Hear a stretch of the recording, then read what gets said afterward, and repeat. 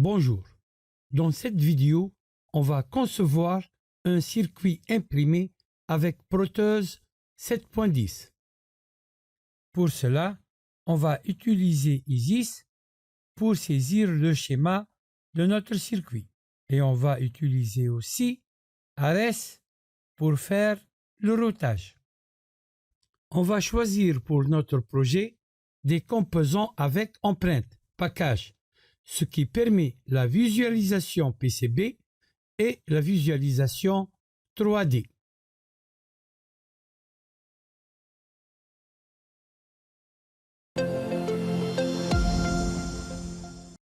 Pour insérer des composants, je vais cliquer sur Mode composant, puis sur P, prendre en bibliothèque. Je vais chercher une résistance RS.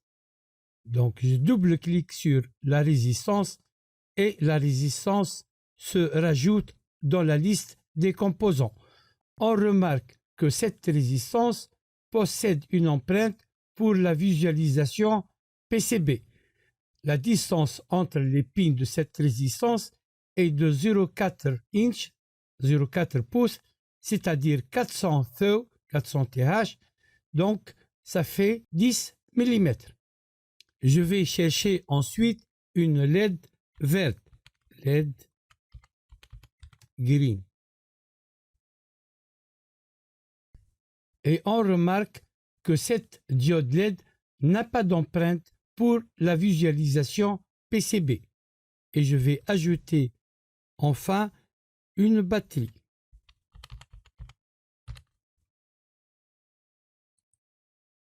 Cette batterie aussi n'a pas d'empreinte. Je ferme la boîte de dialogue Peak Devices. Je vais placer la résistance. Remarque, on peut faire une rotation des composants par la touche moins et plus du clavier si nécessaire. Puis je vais placer la diode LED, puis la batterie.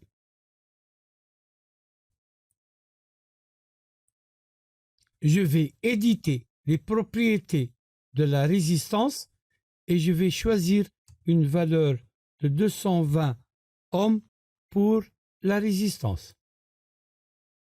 Pour la batterie, je vais fixer par la suite la tension. Je passe maintenant en mode point de jonction pour tracer notre circuit.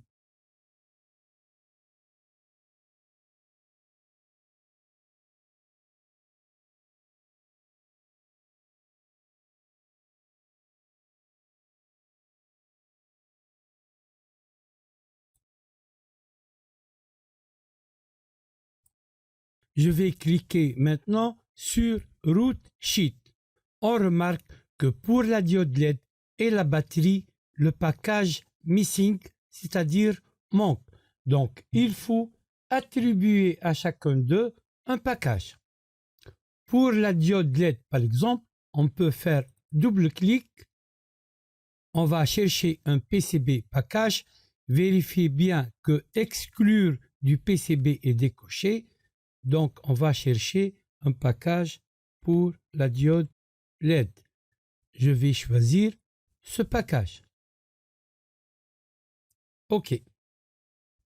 OK. Une autre solution, par exemple pour la batterie, clic droit, exécuter l'outil de packaging. Je vais ajouter un T-bloc. Et je vais choisir un T-bloc avec 2 pins. OK. Maintenant, je vais affecter les broches. Je vais choisir par exemple 1 pour la broche plus et 2 pour la broche moins. Affecter package. Je vais l'enregistrer dans la bibliothèque User DVC. Sauver package. OK. Je vais faire la même chose pour la diode. Exécuter packaging. Je vais donc affecter la broche à anode, donc A, et la broche cathode K. Affecter package, je vais l'enregistrer dans la bibliothèque user dvc. Sauver package. OK. Maintenant, en cliquant sur root sheet, on trouve que les packages sont affectés pour tous nos composants. Je vais ajouter une masse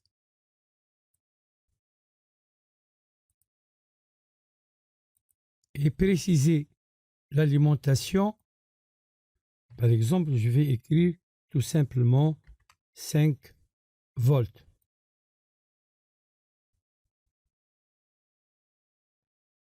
Il existe d'autres solutions pour créer des packages, comme par exemple insérer des simples pins. On va appliquer ce choix dans notre projet. L'exemple choisi dans ce projet est un variateur à base d'un triac et d'un diac 32 volts. Il peut servir, par exemple, comme un gradateur de lumière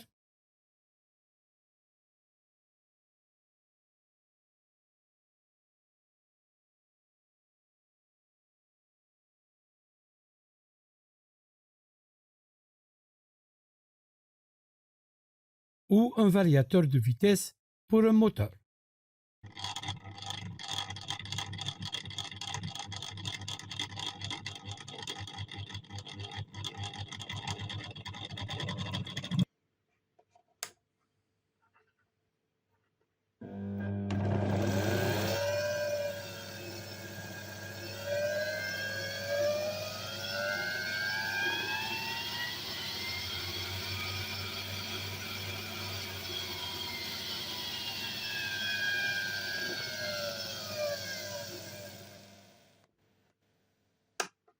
À partir du lien qui se trouve en bas de cette vidéo, vous pouvez télécharger une bibliothèque comportant toutes les pièces de ce projet avec leur package. La bibliothèque de notre projet s'appelle Variateur. Je vais passer en mode composant, cliquer sur P. Je vais chercher la bibliothèque Variateur et on trouve toutes les pièces de ce projet. Je vais les ajouter par double clic. Et on remarque que toutes les pièces possèdent des packages.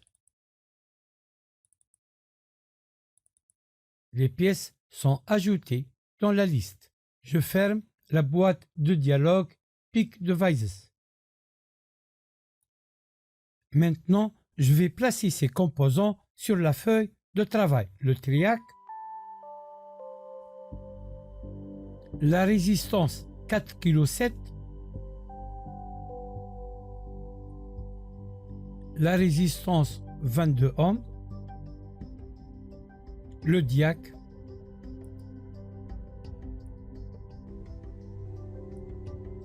le condensateur,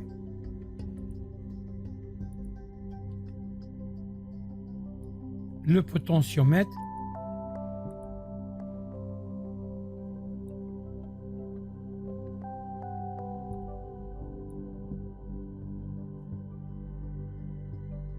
maintenant les pins,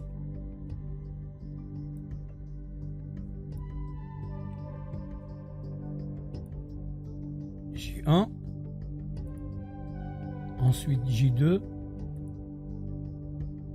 J3 et J4.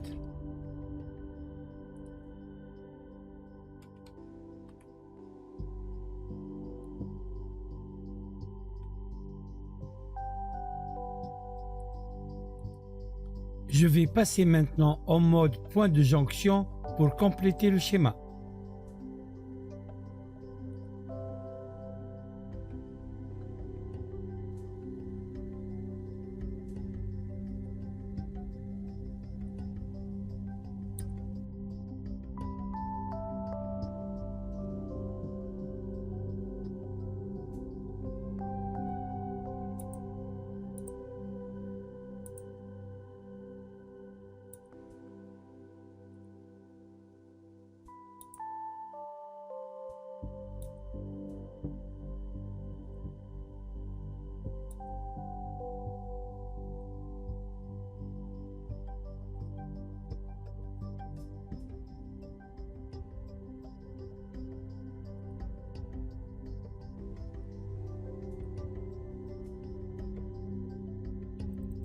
J'ai utilisé un diac 32 volts.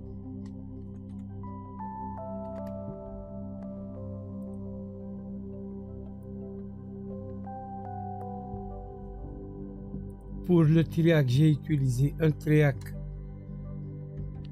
BTA 24800, c'est-à-dire 24 ampères 800 volts. Vous pouvez utiliser notre triac suivant la charge utilisée. Donc je vais écrire ici charge.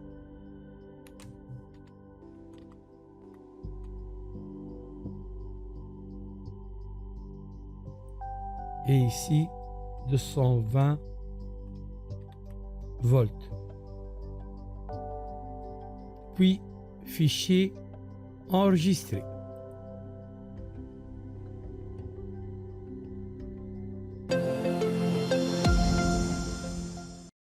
Je lance l'ARES. Je vais sélectionner un circuit imprimé simple face, single layer. OK.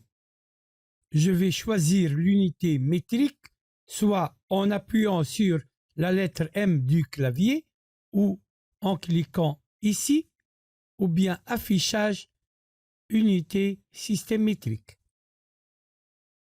Je vais choisir comme grille de 2,5 mm. Je vais cliquer sur mode rectangle graphique 2D et je vais tracer un rectangle à partir de l'origine. En suivant les coordonnées en bas et à gauche de l'écran, je vais tracer un rectangle de 30 sur 60. Donc 30 et 60. Je clique. C'est le contour de notre circuit imprimé. Pour faire un zoom sur toute la carte, je clique ici, ou bien affichage, zoom to, ou bien la touche de fonction F8.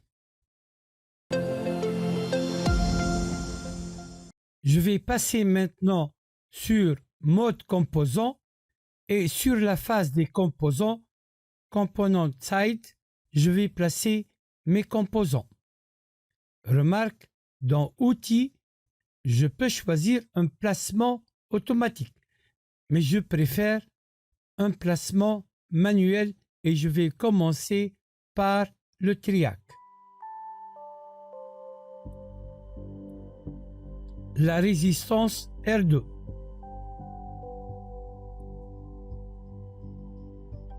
Le condensateur C1.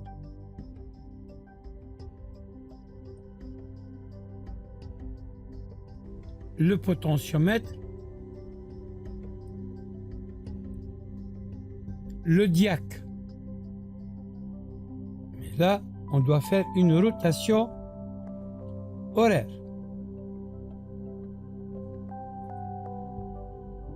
Et ensuite, la résistance.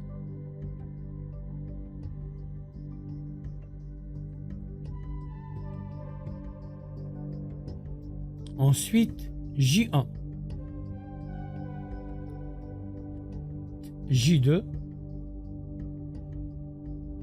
J3 et J4.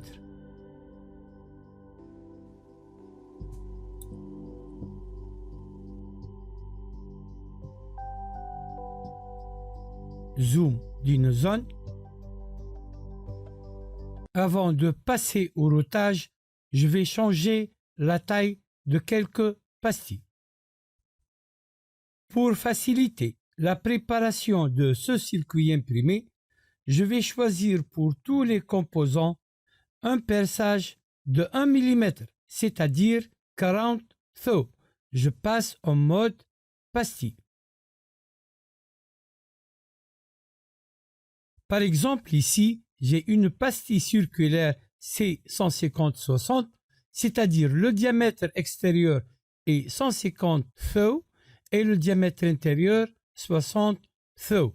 En divisant par 40, le diamètre extérieur est 3,75 mm et le diamètre intérieur est 1,5 mm. On peut utiliser les pastilles existantes, sinon on peut créer d'autres. Pour créer une pastille, clic droit, créer. Je vais appeler cette pastille par exemple C-150-40. C'est une pastille circulaire. OK. Le diamètre extérieur 150 thou.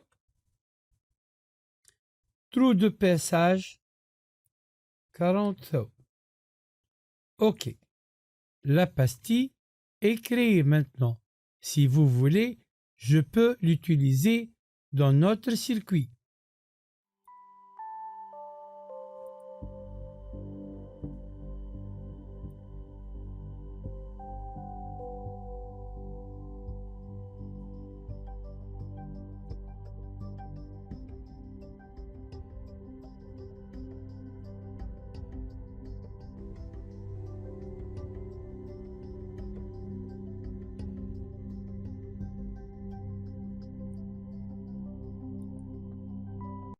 Tous les trous de perçage de ces pastilles sont de 40 thou, c'est-à-dire 1 mm.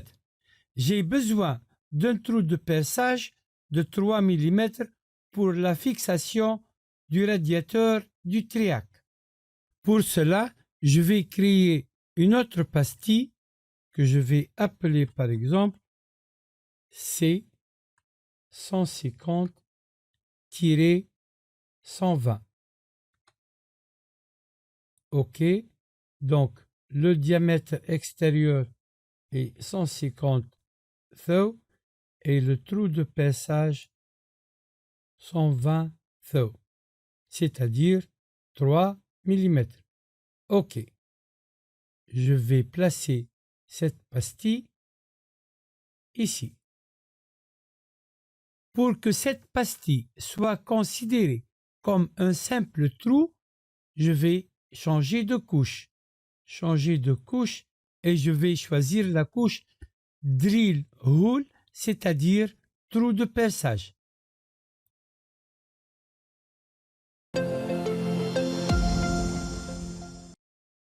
Pour faire le routage, je vais cliquer sur Technologie, Règles de conception, Classe de lien, et on remarque que la couche bouton copper, c'est-à-dire face cuivrée inférieure ou de dessous, est affectée par défaut pour le routage, puisqu'on a choisi un circuit imprimé simple face, single layer. Je vais choisir des pistes de T80, c'est-à-dire de largeur 80 thou de millimètres. Je n'ai pas de rétrécissement et je n'ai pas besoin de traverser pour ce circuit. Je vais laisser ces valeurs par défaut. Je refais la même chose pour signal, donc je vais choisir des pistes T80 aussi. OK. On peut passer au mode piste et faire le routage manuel.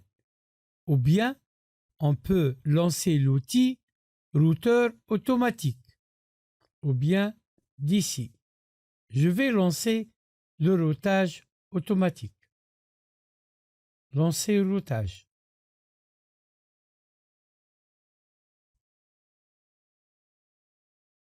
En cas de besoin, il est possible d'éditer les pistes. Par exemple, je veux changer cette piste, supprimer la piste.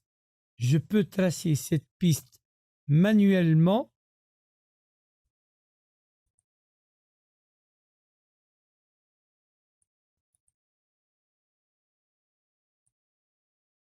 ou bien relancer l'autoroutage. Lancer routage.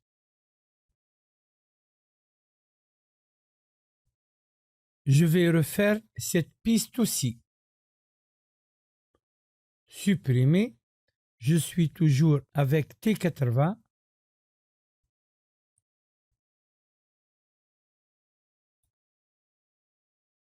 Pour les pistes aussi, je peux éditer ou créer des pistes. J'ai créé une piste de largeur 150 thou. Clic droit, donc je peux créer ou éditer. J'ai appelé cette piste T150.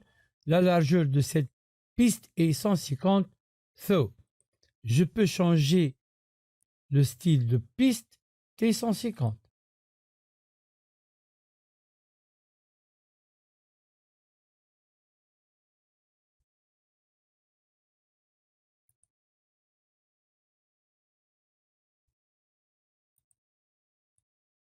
En cas où j'ai besoin de la sérigraphie, je peux changer la taille et la position du texte.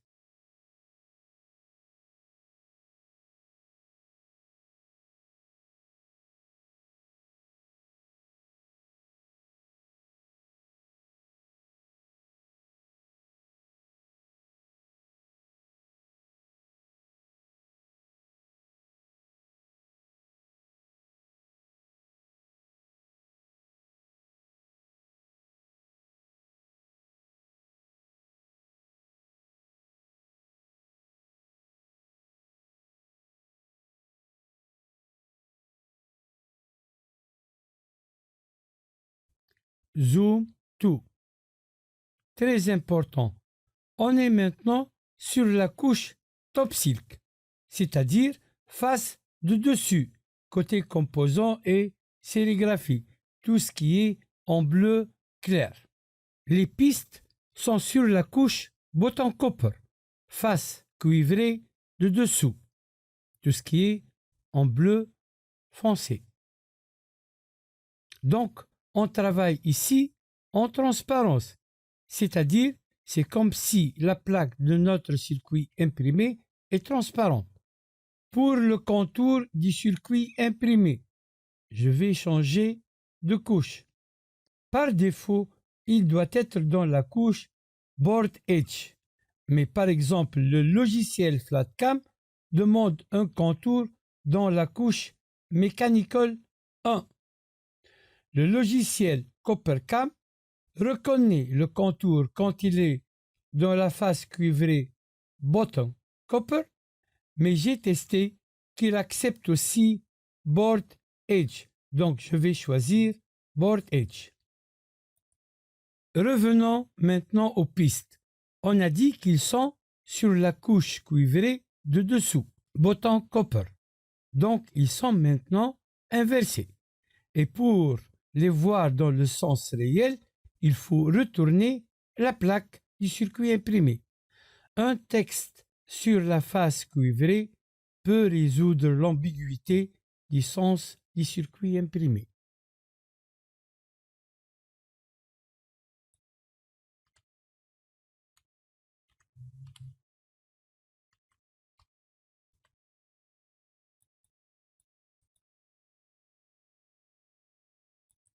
Je vais choisir comme police de caractère Vector Font. OK. Je vais changer la couche Bottom Copper.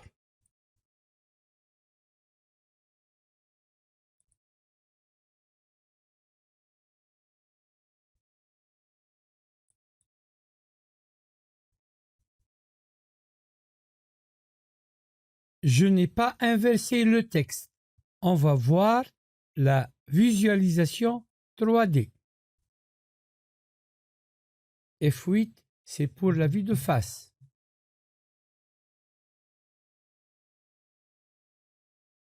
Gabarit, couleur. Je vais choisir une transparence du vernis 100%. OK. On remarque que le texte doit être inversé. Donc, clic droit, miroir X. Je vais placer maintenant le texte. On va voir la visualisation 3D. F8, vue de face. Et on remarque que le texte est dans la position normale. Donc, c'est le sens réel du circuit imprimé. On peut tester l'impression avant d'imprimer le typant. Sortie, exporter graphique, exporter fichier PDF. On va choisir, par exemple, aucun Top Silk. Côté composant, au choix, on peut mettre le Board Edge aussi. Donc, il faut avoir Acrobat Reader installé sur l'ordinateur. OK. On obtient un fichier PDF et on vérifie le sens d'impression.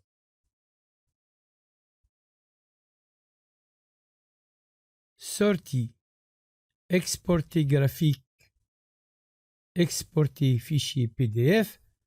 Maintenant, je vais tester le sens du bouton Copper.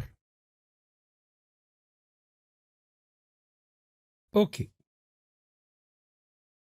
Vous voyez que le circuit imprimé est inversé. La solution, sortie, exporter graphique, fichier PDF, aucun bouton Copper, je dois sélectionner miroir pour inverser le circuit imprimé. OK. Et là, on obtient le sens réel du circuit imprimé. Maintenant, on peut passer à l'impression, sortie, imprimer. On peut choisir donc bouton Copper, Board Edge avec miroir et on obtient le sens réel. Je peux changer de position. Et si on clique OK, on lance l'impression. Pour la réalisation de ce circuit imprimé avec gravure sur une machine CNC, on aura besoin de fichiers. Donc, sortie Gerber excellent. On va sélectionner bouton Copper, donc face cuivrée, drill l'épaissage et edge pour le contour. Je vais choisir unité métrique. N'oublie pas de sélectionner miroir et je vais choisir une sortie vers un fichier compressé. OK. On obtient le fichier compressé qui contient le fichier de gravure et de paissage.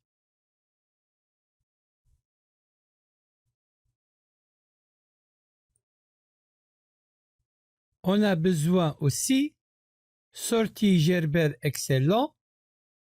Je vais sélectionner seulement Top Silk côté composant, Edge, et je vais sélectionner réflexion normale, c'est-à-dire sans inversion.